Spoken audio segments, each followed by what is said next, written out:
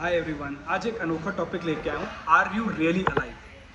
And this content is reflections from Samay Raina's previous video which is about which was titled still alive. पहली बात तो ये, इसमें मैं कोई एथिकल या मॉरलिस्टिक जजमेंट्स नहीं प्रेजेंट करूँगा, बट स्पिरिचुअल और कार्मिक कंटेंट के बारे में एक जिक्र ज़रूर होगा क्योंकि the channel is holistic. We discuss about economics, mathematics, AI, सब के बारे में डिस्कस करते हैं। हम एक्टिंग से लेके इमोशन से लेके साइकोथेरेपी सब बात करते हैं, because I am a polymath और मैं लोगों को सिखाता भी पॉलीमैथ बनना है। कमिंग बैक, समय रैना जी का ये video still alive is a master class in cognitive and neurosemantic reframing और रीलिंकिंग। जो भी कंट्रोवर्सी हुई थी लास्ट ईयर, वो लेटेंट 15 फरवरी 2025 को लेके 10 फरवरी 2025 को जो कंट्रोवर्सी हुई थी, और जो 12 से 15 का जो बैकलैश था और वो 2-3 हफ्ते का फ्रेम चला, सारा का सारा वीडियो का इंटेंशन ये था कि मेरी गलती नहीं है भाई साहब, बियर बाइसेप्स की गलती है। और बट द वे यू से इट इज़ वेरी इंपॉर्टेंट। और जिस तरह से ब्यूटिफुली वो स्ट्रक्चर ऑफ इंस्ट्रक्शंस लेके समय रैना जी ने रिफ्रेम करा पूरे स्ट्रक्चर को।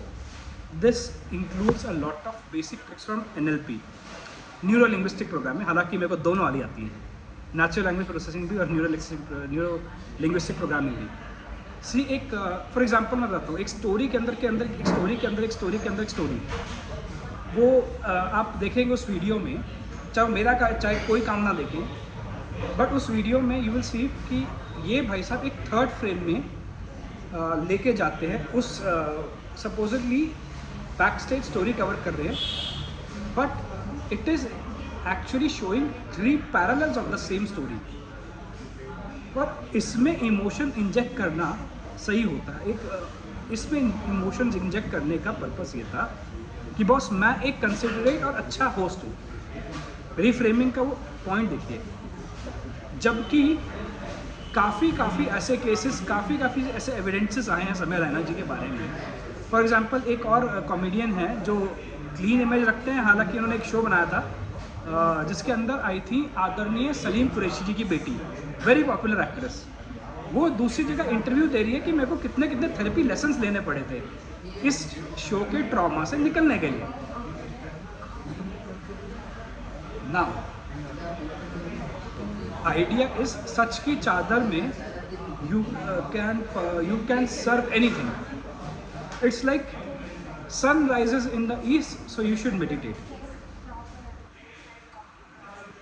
कोई लिंक नहीं है इस बात का। ऐसे काफ़ी स्टेटमेंट्स थे। फॉर एग्जांपल, आपकी कश्मीरी आइडेंटिटी का कोई लेना देना नहीं है आपके कंटेंट से। It's just an attribute which is used.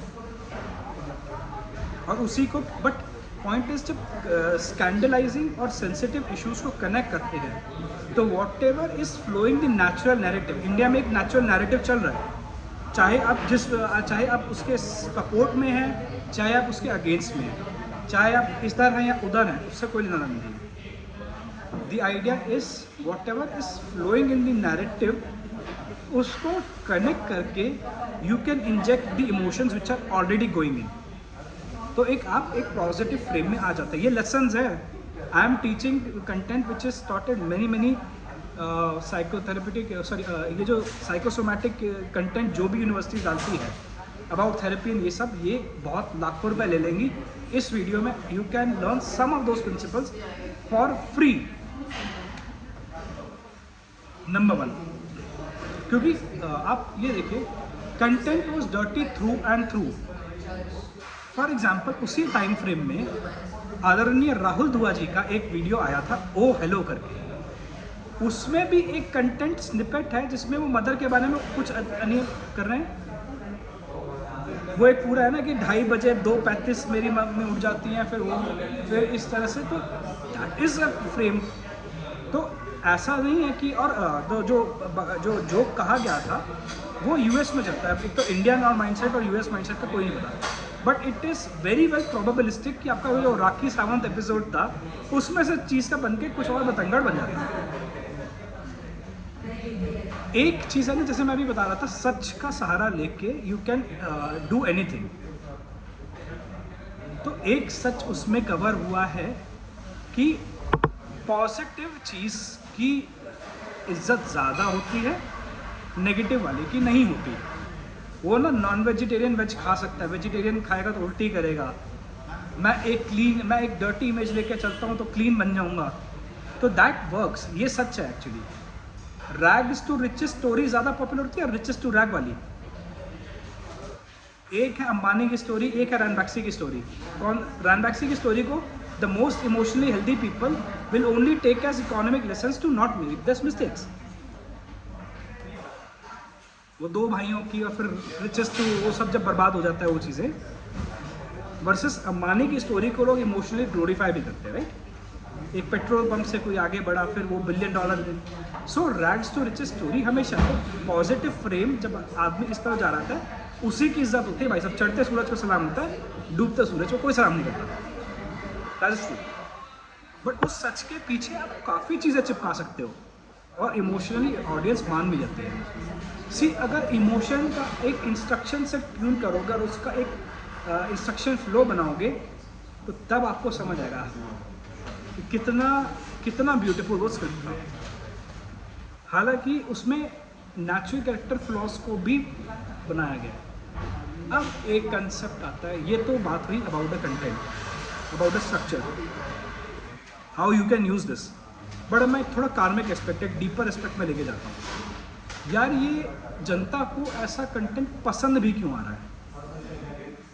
ये profane language, obscenity and the ideas of distorted operation. Example ये मैं बोलूँगा, क्यों पसंद आ रहा है? हो सकता क्या आपके बॉसेस इतना स्ट्रेस डाल रहे हैं आपको कि वो इतना एंगर डेवलप हो रहा है, वो कहीं तो वेंट आउट होना चाहिए, और वो एंगर इतना जनरेट हो रहा है, तो वो फ्रीक्वेंसी मैच करके क्या लिंक हो रहा है?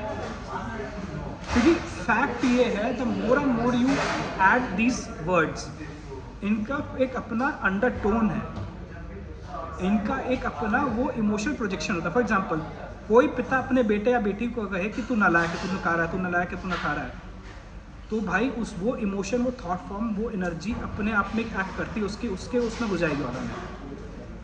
ये एक एडवांस मेडिटेटर की स्टोरी शायद बतानी चाहिए कि नहीं, बट एक very advance meditator actually captured somebody's else's thought कि मुझे उसे गन खरीदनी थी। ये एक बहुत अलग स्टोरी है, कभी बाद में बताऊँगा।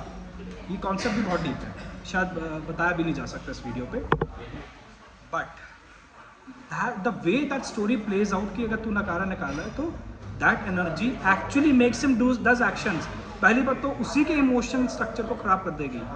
बॉडी में, माइंड में एक नेचुरल डिफेंस मैकेनिज्म्स होते हैं, उन मैकेनिज्म्स को ये चीज़ पेनिट्रेट करके उसी तरह से बिहेव कराएगी।